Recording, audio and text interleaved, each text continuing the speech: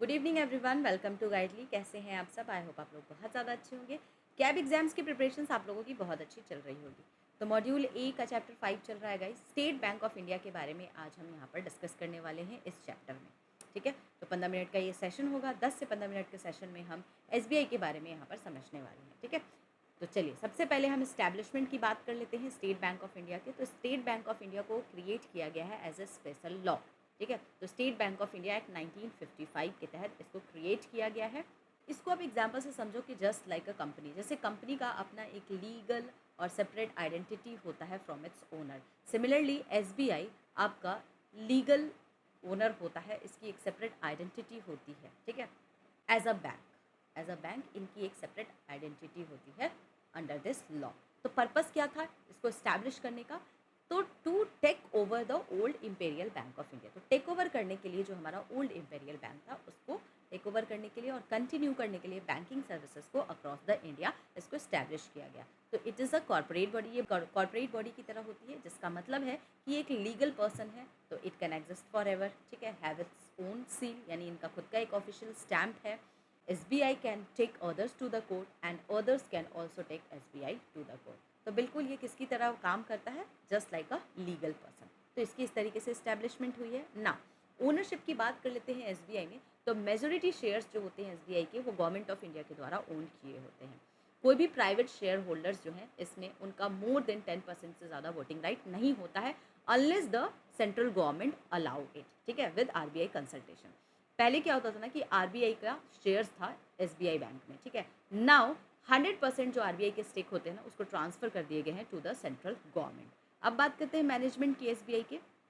तो head office जो होता है इनका कहाँ पे लोकेटेड है? जो कॉर्पोरेट सेंटर होता है, तो बेसिकली एसबीआई का कॉर्पोरेट सेंटर मुंबई में होता है। लोकल हेड ऑफिस कहाँ होते हैं? तो लोकल हेड ऑफिस जितने भी होते हैं ना वो बिग सिटीज़ में होते हैं, जैसे कि मुंबई हो गया, कोलकाता हो गया, आपका चेन्नई हो गया, जो different different zones of India को मैनेज करने में हेल्प करता है ना।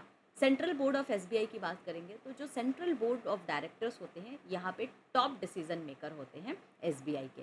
तो ये यहाँ पर मेक श्योर करते हैं कि जो भी पब्लिक के इंटरेस्ट है उसको माइंड में रखकर बैंक खुद को रन करे, ना कि सिर्फ और सिर्फ प्रॉफिट्स को दिमाग में रखकर। ठीक है, तो central government can give the policy direction. तो जो भी पॉलिसी डायरेक्शंस होता है ना एसबीआई को कौन प्रोवाइड करता है? सेंट्रल गवर्नमेंट प्रोवाइड करता है, लेकिन कंसल्ट करके आरबीआई के गवर्नर से और जो हमारे चेयरमैन है एसबीआई के उनसे कंसल्ट करने के बाद यहाँ पर पॉलिसी डायरेक्शंस प्रोवाइड किया जाता है। तो direction must come through RBI. तो डायरेक्शंस किसके थ्रू पॉलिसी प्रोवाइड की जाती है? रिजर्व बैंक ऑफ इंडिया के द्वारा प्रोवाइड की जाती है, ना कि सेंट्रल गवर्नमेंट डायरेक्टली इसको पॉलिसी को प्रोवाइड करता है टू एसबीआई। चलिए, पावर टू मेक रूल्स। तो SBI board can make regulations. तो जो भी आपके इंटरनल रूल्स एंड रेगुलेशंस होते हैं ना वो एसबीआई का बोर्ड बनाता है to run the bank smoothly. But जब भी इस तरीके की कोई भी रूल्स एंड गाइडलाइंस एसबीआई का बोर्ड बनाता है तो कंसल्ट करना होता है सबसे पहले आरबीआई से एंड अप्रूवल लेना होता है सेंट्रल गवर्नमेंट का बिफोर फाइनलाइजिंग इट। ठीक है, चलिए आगे बात करते हैं board of directors of SBI के बारे में। तो हु रन्स एसबीआई? कौन एसबीआई को रन करता है? तो देखिए, एसबीआई एक बहुत बड़ा बैंक है, ह्यूज बैंक है, तो एक सिंगल पर्सन तो इसको रन नहीं कर सकता है। तो इनके पास बोर्ड ऑफ डायरेक्टर्स होते हैं, मतलब this is just like a management of a team. तो एट द टॉप जो मैनेजमेंट टीम होती है वो यहाँ पर डिसीजंस लेती है बैंक के लिए, जो भी इंपॉर्टेंट डिसीजंस होते हैं। तो यहाँ पर देखने वाले हैं कि इसके मेंबर्स कौन होते हैं। कॉम्पोजिशन ऑफ बोर्ड्स के बारे में देख लेते हैं। तो आपको डिफरेंट टाइप्स ऑफ डायरेक्टर्स देखने को मिलते हैं। जैसे कि चेयरमैन की बात करूँ तो चेयरमैन आपका हेड ऑफ एसबीआई होता है, इज़ द चेयरमैन। जैसे कि कैप्टन ऑफ द टीम होता है। सिमिलरली आपका हेड ऑफ एसबीआई आपका कौन होता है? चेयरमैन होता है, जिसको अपॉइंट कौन करता है? सेंट्रल गवर्नमेंट के द्वारा अपॉइंट किया जाता है। मैनेजिंग डायरेक्टर्स, तो 4 एटलीस्ट मैनेजिंग डायरेक्टर होते हैं, जिसको अपॉइंट किसके द्वारा किया जाता है? इसको भी सेंट्रल गवर्नमेंट ही अपॉइंट करता है। And they help the chairman in running banks day to day operations.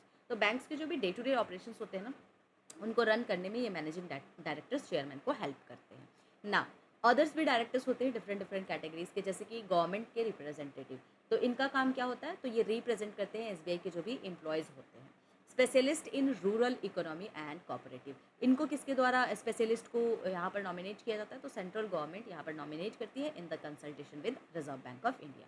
RBI के नॉमिनी होते हैं, तो एटलीस्ट एक director reserve Bank of India के द्वारा नॉमिनेट किया होता है इसमें। अदर गवर्नमेंट जो नॉमिनीज होते हैं वो सेंट्रल गवर्नमेंट के द्वारा चूज़ किया जाता है। शेयर होल्डर्स इलेक्टेड डायरेक्टर्स होते हैं, यानी कि इसको इलेक्ट किया जाता है by SBI public share holder excluding RBI और गवर्नमेंट, ठीक है। तो जो भी एसबीआई के पब्लिक शेयर होल्डर्स होते हैं ना, वो इनको इलेक्ट करते हैं। नाउ टेन्योर की बात कर लेते हैं कि मैनेजिंग डायरेक्टर और चेयरमैन की क्या टेन्योर होती है। तो इनका जो टेन्योर होता है मैक्सिमम 5 साल के लिए होता है। इनको रीअपॉइंट किया जाता है आफ्टर द टर्म एंड्स, और इनकी जो भी सर्विसेज होती है कैन बी इंडेड अर्लियर इनको एंड किया जा सकता है by central government, but only after consulting the RBI. तो जब यहाँ पर सेंट्रल गवर्नमेंट कंसल्ट करके आरबीआई से जब टर्मिनेट करती है, एंड करती है किसी भी चेयरमैन और एमडी के टेन्योर को, तो उनको उससे पहले नोटिस 3 महीने का प्रोवाइड किया जाता है, ठीक है।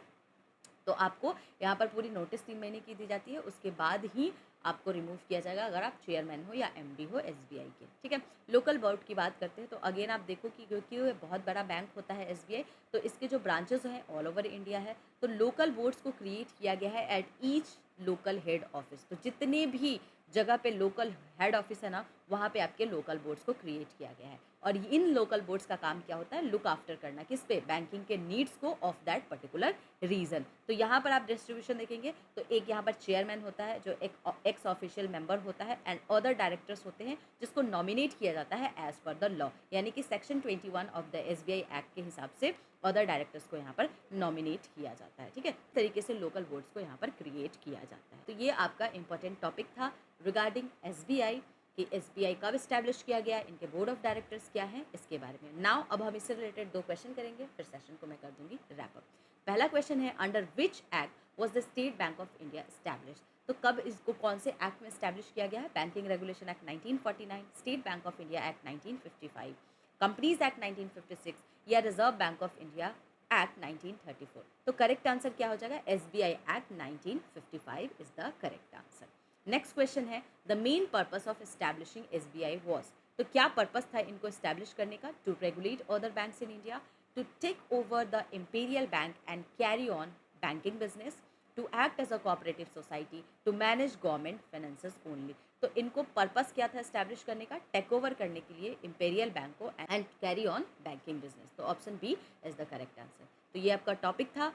तो गाइज अगर आप लोगों को video exam point of view से रेलिवेंट लग रहा होगा तो आप चैनल को लाइक शेयर सब्सक्राइब जरूर कीजिएगा। टेलीग्राम चैनल से भी जुड़ सकते हैं, हमारा क्या फाउंडेशन बैच भी चल रहा है गाइज, तो जिनको इनरोल करना है लिंक आपको डिस्क्रिप्शन बॉक्स में मिल जाएगा, आप इसको भी इनरोल कर सकते हो, ठीक है। मिलेंगे हम लोग नेक्स्ट पार्ट में जिसमें हम आरआरबी के बारे में, रीजनल रूरल बैंक के बारे में डिस्कस करेंगे। आज के लिए इतना ही है गाइज, मिलते हैं नेक्स्ट वीडियो में, तब तक के लिए good night and take care.